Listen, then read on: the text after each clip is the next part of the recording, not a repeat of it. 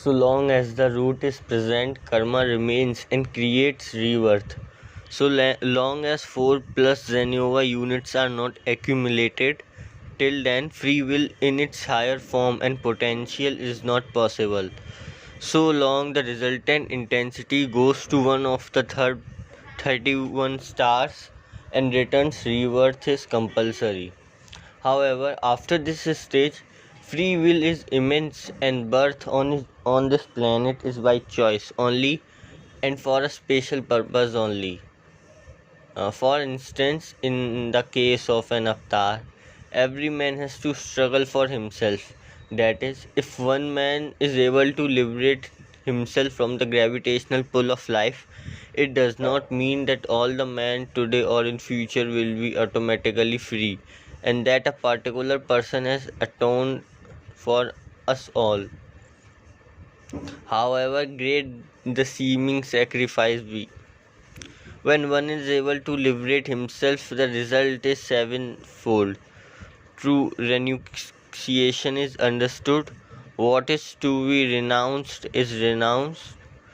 Cause is separated from effect, and the one is not mistaken for the other.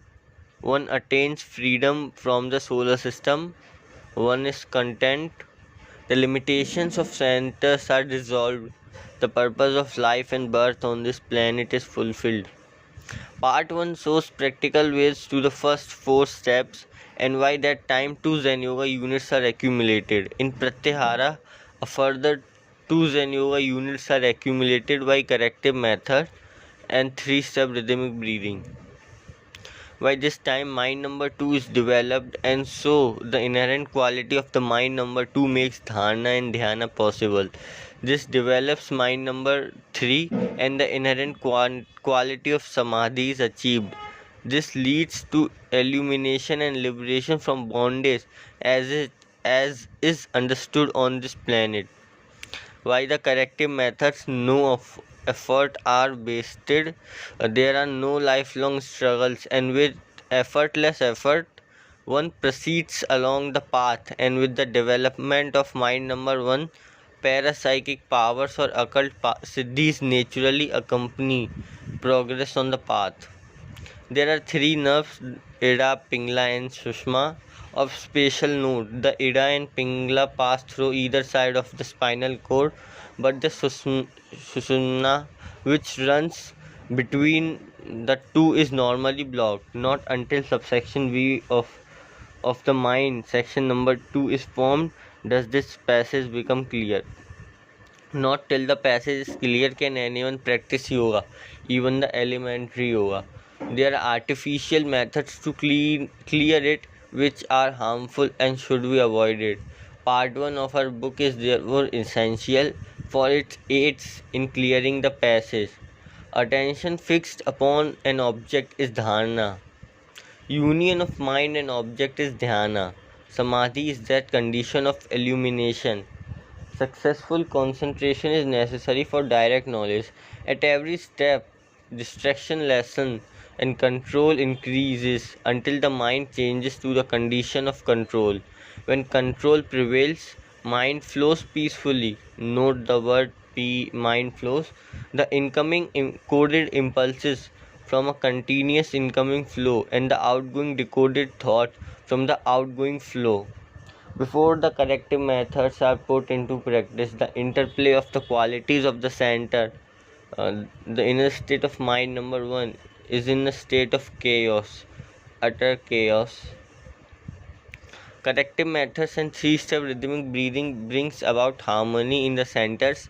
Not only mind number 1 is developed more fully, but section B of the mind number 2 is also formed in due course. Mind flows peacefully at this stage. Concentration is natural at that stage. Mind number 1 has the inherent quality to make pictures, and to prevent it from doing so is impossible, and if done is detrimental, for its amount to paralysis of the mind. Section number 1. Mind number 2 has the inherent quality to concentrate. It cannot make fresh, ever changing pictures like mind number 1. It can take any picture given by mind number 1 and understand its meaning and purpose, and in turn illuminate mind number one, which then becomes knowledge for mind number one. The simple process of closing mind number one, opening the subsection B of mind number two, and concentrating on the picture given by mind number one is dharana or higher beginning of yoga. Mind number one is wonderful, but that which is not in its jurisdiction should not be forced upon mind number one. Change the subject of picture for subsection B of the mind number 2, and various different types of knowledge are apprehended, understood, and passed on to mind number 1. This way one can know past, present, and future, the inside of the body, and distant stars. This is what stage Patanjali also say in his Yoga Sutra. These occult power yields power and knowledge, yet are obstacles to illumination. When that stage is reached, when one can consciously propel resultant intensity and induce the essence to change its normal course, the resultant intensity gathers the inner essence of a planet or a person. That is what Patanjali wishes to convey in his Yoga Sutra. This is an advanced stage and is made use of to gather knowledge, but if overindulged in it creates obstacles to real illumination and progress. During this progress, mind section 3 is fully developed also, and portion 4 of the mind is also, though only partially developed. Finally, by renouncing even these powers, the seed of bondage being destroyed, the yogi attains liberation. Then follows the power to take any form, big or small. The chief powers are to take the smallest form, to take the biggest form, power to touch anything, power to control anything, power to create anything, power to penetrate anything, power to bring about anything. Powers are either revealed at birth or acquired by medicinal herbs, or by repetition of sacred words, or through austerity, or through illumination. When the yogi attains final discrimination but renounces even that, he then attains the condition called rain cloud of divinity. The whole process of discrimination is the elimination of all limitation. When that is attained, the process itself is to be eliminated. As the mind who lights the fire throws away the match, nothing remains then to hinder the natural outpouring of divinity. Mind without impurity and impediment attains infinite knowledge. What is still worth knowing in this world then becomes negligible. Changes from moment to moment come to an end, their purpose being fulfilled. All doubts are dissolved. The problem of life is solved. The man becomes forever free from bondage of this earth and sun or the solar system, and become an interplanetary citizen, as it were. Take this thought for serious thinking. The duty binds thee.